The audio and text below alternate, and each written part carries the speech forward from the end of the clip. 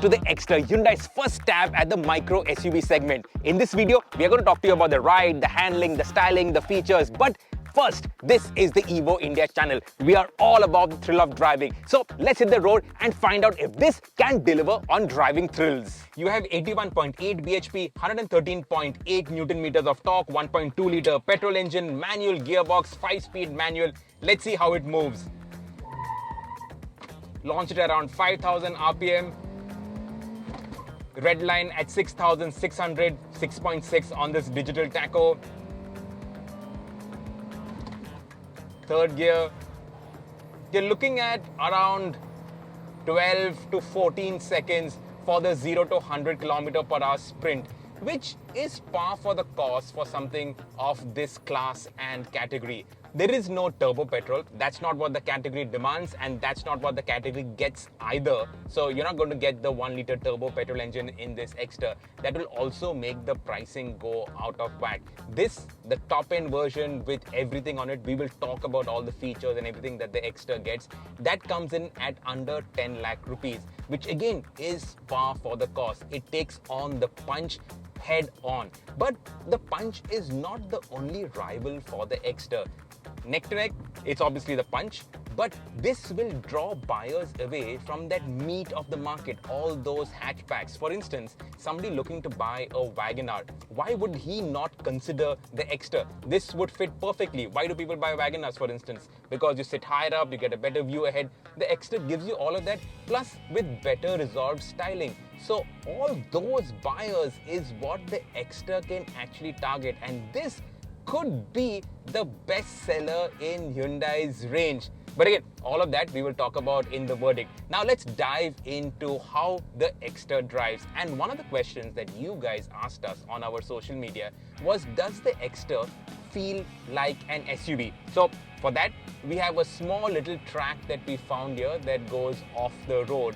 And the Exter, honestly, it goes through without too much effort or trouble. It has got good ground clearance. The platform, now this obviously is the Grand i10 Nios platform. So it's the same platform that has been beefed up to give it a little bit of an SUV characteristic. So on this track, which sort of replicates a broken patch of road that you would find in any Indian city, the Exter goes through without much trouble. The ground clearance is good. The suspension, it feels a little bit more robust than what it does on the i10 Nios, for instance. So it has a bit of SUV feels. The Punch, for instance, it feels like a proper SUV. It has that ruggedness. This does not feel as solid as the Punch, but it's close and it doesn't feel fragile. That's the main takeaway. You buy something that has got that SUV badge. Of course, this is not an SUV, but that's what the category is called. So who are we to now fight with that? Well, this is a micro SUV, and if you take it on these small little tracks, it will go through. Of course, if you find a properly sandy patch, I would advise you to stick it into reverse and back the hell out of there, because this is only front wheel drive and you will get stuck. But if it's only rutted tracks, mild off-roading, the Exter does it. So that's one question answered. In fact, over this bumpy track is not just a Nios with taller springs. This has been re-engineered. It has been toughened. It has been given a slight SUV vibe and feel. So when you see flat gravel tracks like this, you can gun it. Of course, all of this is taking our thrill of driving to another level altogether. I don't think most Exter customers will be wanting to know whether this can be converted into a rally car. So back on tarmac, how does the Exter feel? Well, honestly, the ride comfort is another surprise. They obviously have a tough rival that they're going up against. The Punch does ride comfort really well, and that's why Hyundai have focused on ride, and over those small speed breakers, these small ripples in the road, this goes over it in a rather impressive fashion. And it does it without pitch, without wallowing. Now, if you load 4 people in the Exter, and 5 is a bit of a squeeze, but 4 is actually doable in the Exter.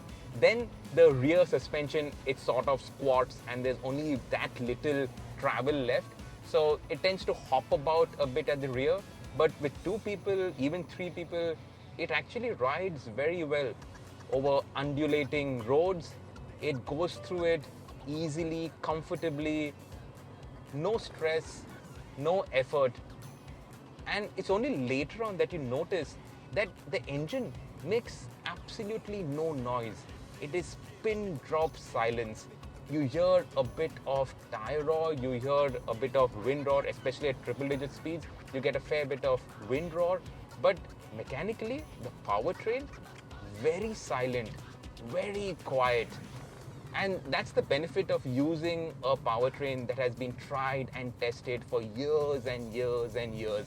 This is the same 1.2 engine that you will find in the Grand i10 Neos. It was there in the i10 before that. This is that same 1.2 liter naturally aspirated petrol engine. Very smooth, excellent in terms of refinement, in terms of power also. It is not bad at all. Hyundai, they typically don't give us weight of any of their cars. So I don't know the weight of the Exter, but I'm expecting it to be just around a ton, maybe under a ton. So the power to weight ratio is again not bad at all. So you can carry along a fair bit of pace. You can comfortably drive this at a quick pace, not very fast, but a decently quick pace without a problem. Getting up to 80, for instance, is easy. It's once you get into the triple digit speeds, that's when you start to want a bit of power, a little bit more. But apart from that, I'm surprised. It's in our DNA, right? That we always say, no, turbo engine, we need some more power and all that. But for this category, it's okay. What people in the segment will be interested in are the features. For instance, you get voice commands. So, open sunroof. And it opens the sunroof. You also get a sunroof in the mid variants of the Exter. So it has a whole bunch of voice commands that you can use it for whatever you want, I guess. But of course, you have to shut the lid yourself. Now, this top end variant, it gets wireless charging, but you don't get wireless CarPlay or wireless Android Auto. So even though your phone is charging wirelessly, you still have to connect it using wires to activate your CarPlay. It has inbuilt navigation. I think these are Map My India maps, but of course Google Maps is what everybody uses these days. Your digital display, that is taken from the i20 and it shows the numbers in digits, especially the tacho, so 1.8 into 1000 RPM. It doesn't show the full number, and there is no graph for the tacho, neither is there a graph for the speedo. It's actually a fixed red colored band on the edges and only the numbers move. But it looks okay. The Punch, I think, has got a little bit more info out there. You get a smallish infotainment display. Again, this is a micro SUV. It has been built to a cost, so this is fine. Your central aircon vents, it can't be shut off, but the quality is good. The quality of the aircon vents at the extremities, that is good. You get engine start stop on the button. So features are good enough. The ergonomics are actually well resolved, so everything falls to hand nicely. But I must point out, especially for my size, my frame, these seats feel a little too small and they're not very comfortable. So over a longish drive, these seats will cause a bit of fatigue. They don't give you good support and just not that comfortable. The passenger seat is also mounted a little too high up. Now that has been done so that the guys at the back can stick their legs in under the seat. But again, that robs it of comfort. And if you're doing long distances in the Exter, you will grumble about these seats. You won't grumble about the ride quality, that's for sure. The gear shift quality is again very nice. I didn't mention that when I was talking about the powertrain. And that just shows how good this gearbox is, how light the clutch is, that everything happens naturally. You don't have to focus on it, you don't have to expend any energy on it, and that just shows how well resolved this entire powertrain really is. The Exter also gets an AMT gearbox, and prices start from 7.97 lakhs go up to 10 lakh. You don't get a base variant in the AMT. The interesting thing about the AMT in the Exter is that it comes with paddle shifters. It's the first car that you can purchase in India with paddle shifters and an AMT gearbox. But there's more to the Exter than just the paddle shifters for this AMT gearbox. It is a very smooth AMT. You don't feel those jerks when you're cruising along on the highway. The shifts are very smooth, especially when you are on part throttle. When you step on it, like here, that's where you feel the jerk. Every time a gear shifts, obviously when you're driving an AMT, you lift off the throttle when you shift a gear to prevent that jerk. Anyway, this gearbox is a nice smooth gearbox. It doesn't have that jerkiness that you experience with most AMTs. If you're driving these cars in the city, the AMT is a no-brainer for me.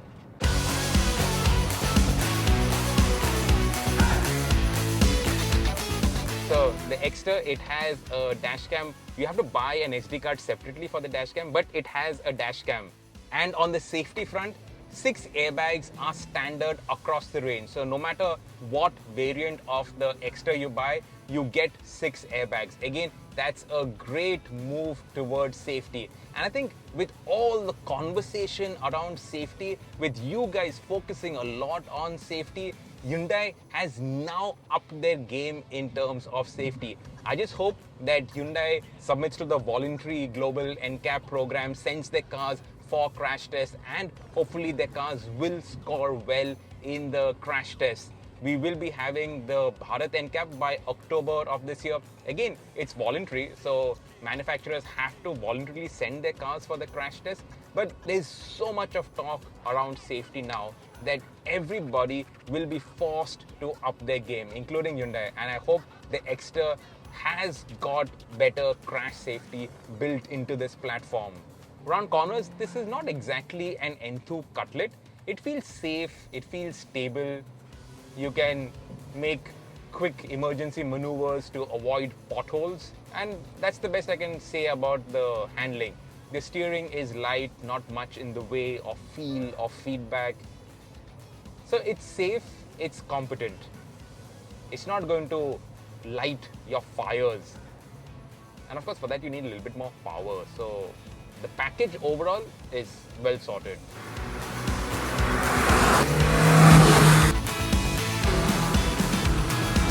You know, the thing that has really surprised me about the Exter, it is the fact that it can come up to places such as these. Most of the other SUVs, be it micro SUVs, mini SUVs, mid-size SUVs, compact SUVs, they are only SUVs in name, not in ability. But this is actually surprisingly capable. It is far better than I actually expected it to be. The performance is decent, the handling is decent, the space inside is good enough. The styling also, that has actually grown on me. So overall, as a package, the Exter, it will not only impact the Tata Punch, but also draw sales. At least it will definitely draw attention from all those people who are buying sub 10 lakh rupee cars. Cars like the WagonR, even the Swift, all of them, they will definitely look at the Exter. Also, it will eat into the Nios. But then overall volumes is what Hyundai is gunning for. And the Exter, it will definitely do big numbers, because this is a winner.